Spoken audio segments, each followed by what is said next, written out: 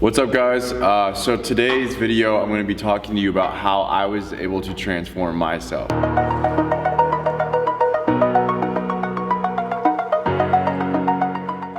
Before I jump into it though, I want to really preface things by saying this. I'm going to be simply telling you how I changed myself, what my fitness journey looked like. I'm not saying that it's the only way to do it or necessarily that it was even 100% correct. I'm just telling you what I did, and so you can pick and choose what you want to take from it. So, just to give you a little bit of background, I naturally had a very, very skinny build my entire life growing up until the age of 19 when I started to really change things, 20 years old.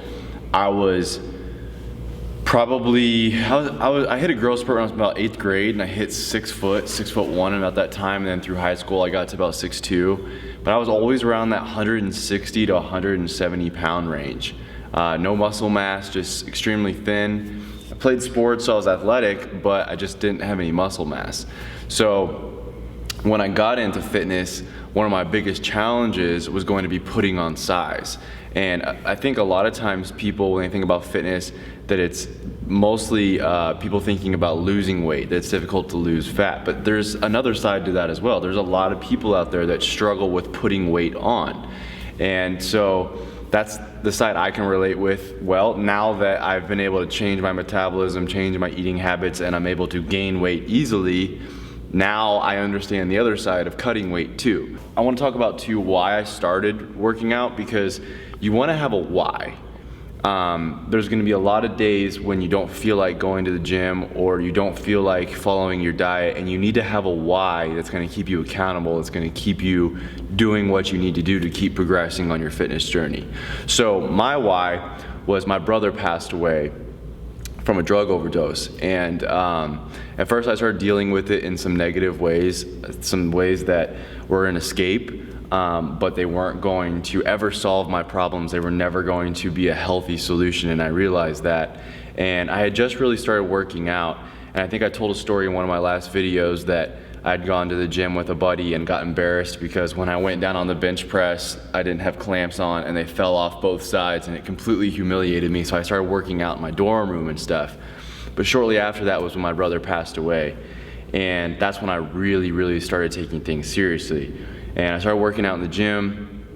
And honestly, I didn't have any idea. Before I was interrupted by the air conditioning, what I was saying was I didn't really know what I was doing. I was focusing on the wrong things. I was focusing on lifting as heavy as weight as I can, doing as many reps as I can. It was more like, even though it was a much better option for me than drinking or anything like that to deal with what I was going through, I still wasn't doing things correctly. And I started to realize that as I started researching different bodybuilders. There was a couple guys like Phil Heath and Kai Green and Jay Cutler, and I would just research all of their stuff, and I started paying attention to how they would eat. And then I was the annoying skinny little guy that would walk up to the big guys in the gym and ask them how they did what they did. You know, thankfully none of them were like, I take steroids, but they told me, you know, about how to eat correctly and how, you know, to do the right rep ranges. So for me, like I said, the hardest thing for me was to put on weight. And so I knew that that's what I was really going to have to focus on, was putting on weight. So what I did, I would get this big bowl. I had a couple of them, and it looked like a big popcorn bowl, and I would put like two and a half cups of white rice in there, and I had a rice cooker, and I was in college. You know, like another challenge to putting on weight is it's expensive to eat a lot, so I had to find ways to be able to consume a mass amount of food and not expend a lot of money. So I bought a rice cooker, and I could buy big, you know, 5-10 pound bags of white rice for really cheap, and I would make that. And so I would put two and a half cups of white rice in this bowl, and then I would buy frozen chicken breasts, and that was relatively cheap too. And I would put about 10 to 14 ounces of chicken in there, and I would put cheese, because I wasn't really trying to limit my fat intake. I was just trying to put on size. And again, I'm not saying that this is the right option for everybody. This is just what I did. So after the cheese, I'd put on teriyaki sauce, and I would sit down and I would eat until I felt like I was going to explode. Like I felt like I just could not take one more bite. And what I would do is when I got to that point, I would stand up and I would just go walk around my apartment. Or this was during college, I would go play video games for 10 minutes, press pause, and I would leave that bowl there, and I'd come back, sit down, and eat until I couldn't eat anymore, until finally, and I would do that until the entire bowl was gone. And I would do that every single day. And then I was also taking protein shakes 3 times a day because I was having a hard time getting enough calories, enough protein from just my regular whole foods. So taking protein shakes really helped me in order to do that. So I would take those throughout the day, and eventually, after time went on, and my training was evolving with it as well. My workouts were starting to be, done correctly. I was doing the right type of form, the right type of reps, the right type of weight. As time went on, sitting down and eating that big bowl of rice and chicken got a lot easier. It wouldn't take me, 2-3 sittings to eat the whole thing. I'd sit there and eat it all in about 5 minutes. And I would say over about a 7-month period, I was able to kind of retrain my metabolism.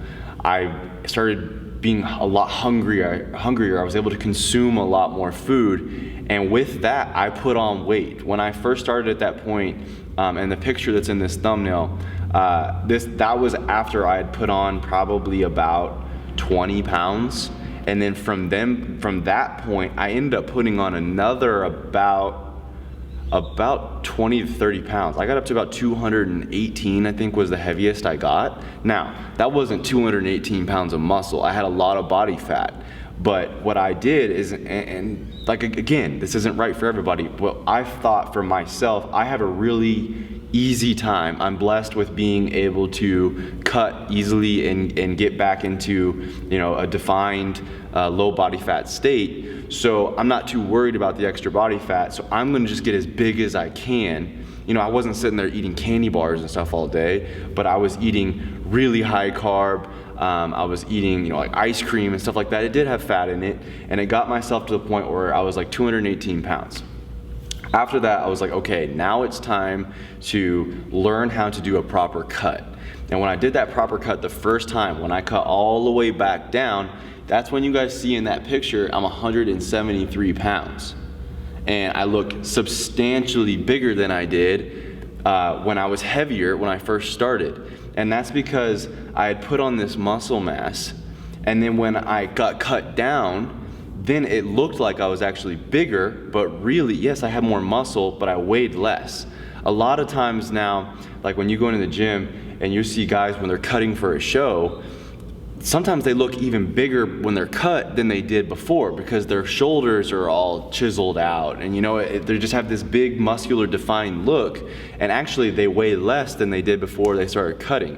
So that's how that worked for me. So now, years later, I'm able to, when I'm wanting to put on size, I have the metabolism where I'll eat 5, 6, 7 meals a day. Like right now, I'm eating 500-600 carbs a day. I'm eating around 300 grams of protein and between 50 and 100 grams of fat. Some days higher. It just depends on my training day. If you're one of my Lifted Warrior training clients, you understand that I base things off what we're training that day. I go on leg days, I boost our macros. On shoulders and like arm days, or I try to bring them back down. So I've just really tweaked with it and messed with it and found what works best for me, and that's what I've stuck with. So one thing I love about bodybuilding, I love about fitness, is you can constantly learn new stuff. You get to a point where you kind of, you know the gist of everything, you kind of master the general knowledge. But you can always learn new little techniques and stuff that you can do to your body to push your body to a new limit, to tweak your diet, to see how it affects your body's reaction to it. There's just so many things you can do, and I love that about it. So in my opinion, it's just a continued education that I'm going to be constantly trying to learn new things about for the rest of my career. But yeah, so that's how I did it. Like I said, everybody is different. So I would talk to, whether if it's not me, talk to a professional coach, a dietitian, nutritionist, about how they think would be good for you. Make sure when you're going in the gym, if you're like me and you're the type of person that's having a hard time putting on size and you're trying to go in there and your focus is getting bigger and stronger, swallow your pride and focus on form and repetitions instead of just trying to move heavy weight. Because I wasted so much time, guys, just going in there and half repping and moving heavy weight, and like I got a little bit of results. This is kind of how it works. This just for the majority that I've seen. I'm not saying this is how it works for every person, but a lot of times this is how it works. You start your fitness journey and you haven't been doing these workouts, you haven't been eating a lot, and now you're starting to do that. You're gonna see some initial results pretty fast. Like whether you're trying to gain weight or lose weight, you're starting to work out a lot on a consistent basis for the first time. Your body's going to react to that and you are going to see some results. And then, you might start to, your results start to slow a little bit, and then eventually you're gonna hit a plateau. And you're gonna be like, what the hell's going on now? I'm doing the same thing I've been doing, but I'm not seeing any differences now. I can't lose any more weight. I can't put on any more muscle. And you're not at the point where you're at your maximum limit for a natural lifter. Like, we're not talking about that. We're talking about you've been lifting for 6-7 months, maybe a year, and now you've hit this plateau. I would look at your diet, number one, and make sure you're doing that correctly, because that's gonna affect things the most. And number two, take a step back and, like I said, swallow your pride and think, okay, when I'm doing my lifts, am I really doing them correctly? Am I really maximizing the results from my workouts by doing the form correctly, instead of just going in there and ego lifting and trying to move as much weight around as I can? Because yeah, ego lifting might be fun, but it's not gonna be what's most beneficial to you. So that was something that I struggled with. I would half rep on a bench press. I would half rep on a squat. I would, half rep on arms. And the biggest thing for me, like, just to give you a few quick examples, the biggest thing for me, like on a curl, I used to grab, a barbell with a 45 plate on each side, which would be 135 pounds. And instead of coming down like this and coming all the way up and squeezing and getting a full extension and contraction, I would do kind of like, you see this every day in the gym. And if you haven't noticed it, when you go to the gym the next time, just stop and look around and notice how many people curl like this. They do this thing where they kind of just like rock their elbows and they're lifting way too heavy, and they might be working their biceps a little bit, but it's nothing like coming down and getting a full extension and a contraction. Or doing a bench press, when you see some people come only this far down. You don't even have to hit your chest, but like if you see some people half repping coming down, or the same thing, you see people come down and they just like bounce it off their chest really hard. Those are both things that you're not gonna be maximizing your result. Yeah, are you getting a workout? Sure, but take the time, go back to square one, do your research. I never had a coach, a weightlifting coach, none of that. What I did is I just researched for hours and hours and hours, and it would drive my girlfriend, now wife, crazy, because I would watch these videos for 6-7 hours a day trying to learn how these guys did what they did. And what I would do is I would find like 3 or 4 different guys that I really liked how their physique looked, or I liked their training style, and I would pick and choose from each of them. So like I said earlier, Kai Green and Phil Heath were 2 of them. Arnold Schwarzenegger was 1 of them.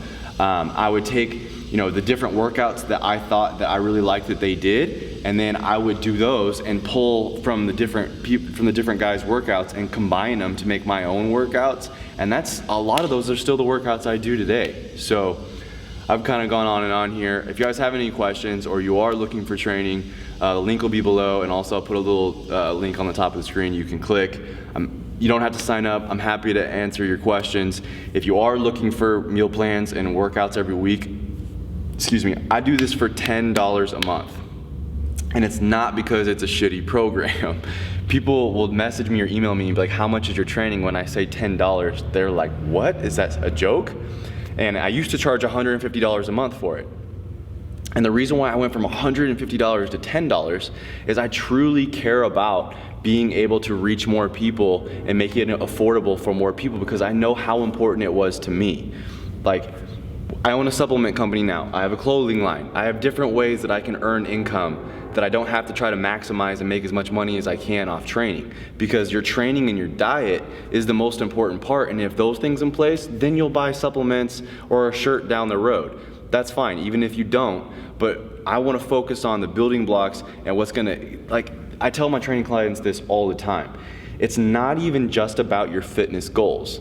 Like your gym routine and your diet, those are just practice for having self-discipline, because that self-discipline then can be applied to different areas in your life. I hope you guys enjoy this. If you have any questions, my email will be down below as well. Feel free to email me and I'll help you out. We'll pick up with you guys in the next video. Also, I'm plugging now. If you want supplements, that link's in the bottom below. I'm done. I beat you to it this time.